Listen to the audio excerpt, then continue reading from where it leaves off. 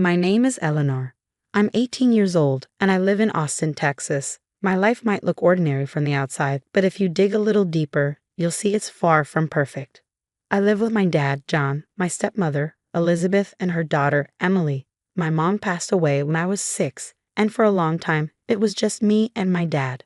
He remarried when I was 10, hoping to give me a complete family. But the reality of living with Elizabeth and Emily has been anything but that. In front of my dad, Elizabeth acts like the perfect mother, kind, patient, always singing my praises. Emily plays along too, calling me her pretty sister and pretending to help me with chores. But the moment Dad steps out of the house, everything changes. Elizabeth becomes demanding, treating me more like a servant than a stepdaughter. Emily, she loves to mock me, pointing out every little mistake I make and laughing at my efforts to keep up with the endless list of household chores they dump on me. If something doesn't go her way, she makes sure I'm the one to blame. Dad doesn't see any of it. He works long hours running his business, often traveling for days at a time. Elizabeth and Emily take full advantage of his absence, making my life miserable while keeping up their sweet, loving facade for him. It's exhausting. But I've learned to keep my head down and endure it. I've always hoped that someday Dad might see the truth. Still, a part of me wonders if he even believed me. After all, Elizabeth has perfected her act over the years, and Emily knows exactly how to twist every situation in her favor. It all started on an evening like any other. I had just gotten home from my part-time job at a local bookstore. The sun was setting, casting a warm orange glow over the streets of Boston, but the peacefulness outside didn't prepare me for what was waiting inside. As soon as I stepped through the front door, I could hear them, Elizabeth and Emily, laughing in the kitchen. The sound always made my stomach turn because I knew it wasn't the kind of laughter that came from love or joy. It was sharp and biting, the kind that told you they were up to something. "Eleanor," Elizabeth called out, her voice dripping with the fake sweetness she always used when she wanted something. "Come here, dear. We need to talk." I dropped my bag by the door and walked into the dining room, already bracing myself. Emily was seated at the table, scrolling through her phone, while Elizabeth stood by the counter, pouring herself a glass of wine. "Sit down," Elizabeth said, gesturing to the chair across from Emily. I sat, feeling the tension thick in the air. Elizabeth took a sip of her wine, then smiled at me, a smile that didn't reach her eyes. "We've been planning Emily's graduation party," she began, her tone carefully measured. "It's going to be the biggest event of the year. A once-in-a-lifetime celebration for her accomplishments. Isn't that right, Emily?" Emily looked up from her phone, smirking. "Yeah, it's going to be amazing. All my friends are going to be there. It's going to be unforgettable." I didn't respond, but I had a sinking feeling about where this was going. Elizabeth set her glass down and leaned forward, her hands clasped together like she was about to deliver some grand proposal. "Now, Eleanor, you know we're family, and as a family, we all contribute to each other's happiness. Emily deserves the best, don't you think?" I nodded hesitantly, unsure of what to say. "That's why we decided you should contribute $4,000 toward the party expenses," Elizabeth said, her voice light and casual, as if she had just asked me to pass the salt. I blinked, thinking I must have misheard her. $4,000. I repeated. "Yes," Elizabeth said, her smile never wavering. "You've been working hard at your job, and it's time you step up and support this family. Emily is your sister, after all." Emily let out a short laugh. "Yeah, pretty sister. You should want to do this for me." I stared at them, completely stunned. $4,000. That was more than I made in months of work.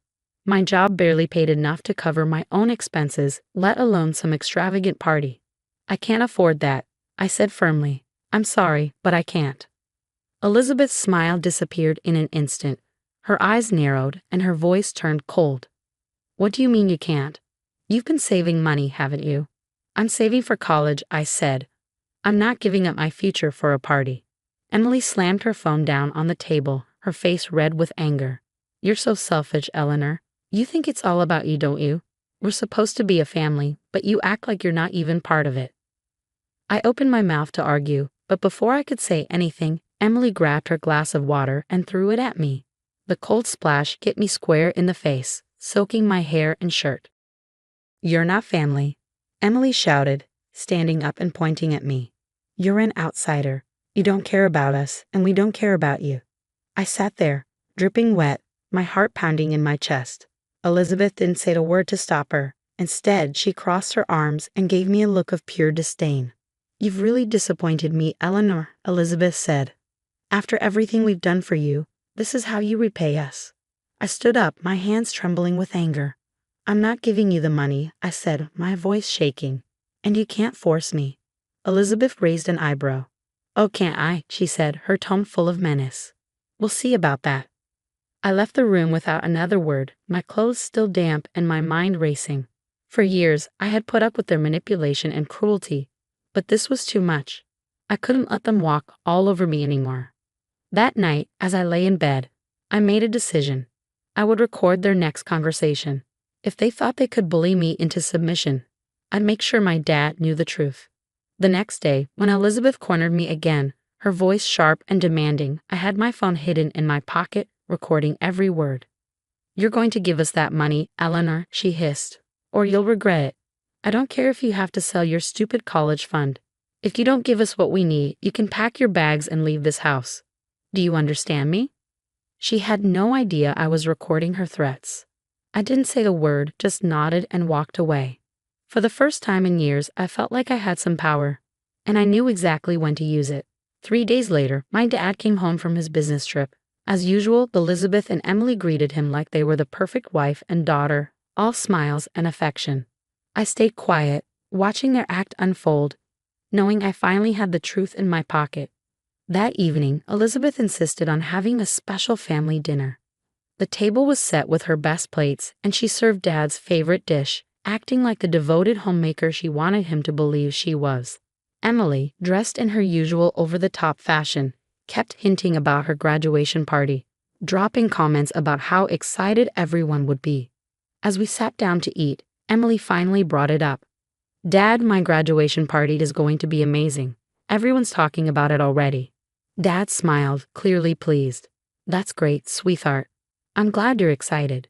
Don't worry about anything. I'll make sure it's a celebration to remember." Hearing that, I couldn't stay silent any longer. I put down my fork and looked straight at him. "Dad, can I ask you something?" He glanced at me, a bit confused. "Of course, Eleanor. What is it?" "Why didn't you tell me you were paying for Emily's graduation party?" I asked, keeping my tone calm but deliberate. Dad frowned, setting his glass down. "What do you mean? Of course I'm covering it. Why would you even ask that?" I turned to Elizabeth and Emily, their faces suddenly stiff. Elizabeth tried to laugh it off. "Oh, Eleanor, don't be silly. You know your dad is paying for it. We were just joking with you." "Joking?" I said, raising an eyebrow. "You demanded $4,000 from me for the party. And when I refused, Emily threw water in my face and told me I wasn't family." Elizabeth's face paled and Emily's eyes widened. "That's ridiculous," Elizabeth stammered. "She's making things up, John. You know how dramatic teenagers can be." "I'm not making anything up," I said, reaching into my pocket for my phone. "And I can prove it." Elizabeth lunged forward, trying to snatch the phone from my hands, but I pulled back just in time. "Give me that," she shouted, her mask of calm completely gone. "Elizabeth," Dad barked, standing up. "Sit down." His voice was firm, and for the first time, she looked genuinely afraid. Reluctantly, she sat back down, glaring at me as I unlocked my phone. I scrolled to the recording and pressed play. The room filled with Elizabeth's voice, cold and demanding. "You're going to give us that money, Eleanor, or you'll regret it. I don't care if you have to sell your stupid college fund. If you don't give us what we need, you can pack your bags and leave this house. Do you understand me?" Dad's face went pale as the recording continued. Every threat, every demand, every cruel word echoed through the dining room. When it ended, the silence was deafening. "Is this true?" Dad's voice was low, trembling with anger as he looked at Elizabeth and Emily. Elizabeth's hands shook as she tried to find the right words. "John, I didn't mean any of it. It was just, I was stressed and—" "Enough," Dad said, cutting her off. He turned to Emily, who looked like she was about to cry. "And you? Throwing water at Eleanor? Calling her an outsider?" Emily burst into tears. "I didn't mean it, Dad. I was just upset." Stop," Dad said sharply, his voice rising. "I gave you both a good life. I trusted you. And this is how you treat Eleanor." Elizabeth reached for his hand, but he pulled away. Please, John, she pleaded. We're family. Don't let one mistake ruin everything. Dad stood up, his chair scraping against the floor. Pack your bags, he said coldly. Both of you. I want you out of this house by tomorrow morning. Elizabeth gasped. John, you can't be serious. I am, he said. I've had enough of your selfishness and lies. You've hurt Eleanor for years while pretending to be a family. You don't deserve to stay here. Emily sobbed uncontrollably, and Elizabeth fell to her knees, begging him to reconsider. But Dad didn't budge. Go, he said firmly, and don't come back. As they cried and pleaded, I sat there, feeling a strange mix of emotions, relief, vindication, and a sense of freedom I hadn't felt in years. For once, I didn't feel powerless. For once, I felt like I mattered. A year later, life felt completely different. Without Elizabeth and Emily in the house, there was a calm I had never experienced before. Dad and I grew closer. He supported my dreams and encouraged me to focus on my studies and my part-time job. I felt free, like I was finally living for myself. One afternoon, Dad and I went shopping at a local market. The sun was shining, and I remember laughing at one of his corny jokes when I heard a voice behind us. John, please, wait. I froze. It was Elizabeth. She looked nothing like the polished, overconfident woman I remembered. Her clothes were wrinkled, her face drawn with exhaustion. She hurried toward us, her hands clasped together as if in prayer. Behind her was Emily, standing awkwardly, her head lowered. John, Elizabeth said again, her voice trembling. Please forgive us. We've lost everything. We've been evicted, and Emily's working at a coffee shop just to keep us afloat. We made mistakes, terrible mistakes, but we've learned our lesson. Please, give us another chance. Dad stood still, his expression unreadable. Emily stepped forward, her eyes glistening with tears. I'm sorry, Dad, she whispered. I was awful to Eleanor. I didn't realize how much I took for granted. Please, let us come back. We'll do better, I promise. I looked at Dad, unsure of what he would do. Part of me wanted him to forgive them, to give them the chance to redeem themselves. But another part of me, the part that remembered every insult, every manipulation, every tear I cried in silence, knew better. Dad sighed deeply and shook his head. I'm glad you've learned the value of hard work, he said, his tone measured. It's a lesson you should have learned long ago. But I can't let you back into our lives. Elizabeth's eyes widened in desperation. Please, John, we've changed. We're not the same people we were before. He shook his head again, this time with more finality. No, you had a good life. A life I worked hard to provide. And instead of appreciating it, you chose greed and selfishness. You hurt Eleanor, who did nothing but try to coexist with you. I won't allow that kind of toxicity to return to our home. Emily began to cry, but Dad didn't waver. Emily, he said gently, I'm glad you're working now. It'll teach you the value of money and effort. But this is your path now. You need to continue it without relying on us. Elizabeth dropped to her knees, grabbing his hand. Please, John, don't do this to us. We have nowhere to go. He pulled his hand away and looked at her coldly. You made your choices, Elizabeth. Now you have to live with them. Goodbye. With that, Dad took my hand and led me away. As we walked through the market, I felt a surge of emotions, relief, pride, and a deep sense of closure. For years, I had been made to feel small, unworthy, and unloved. But now, I was free, truly free. Dad turned to me and smiled. You've grown into such a strong woman, Eleanor. I'm proud of you. For the first time in my life, I believed him.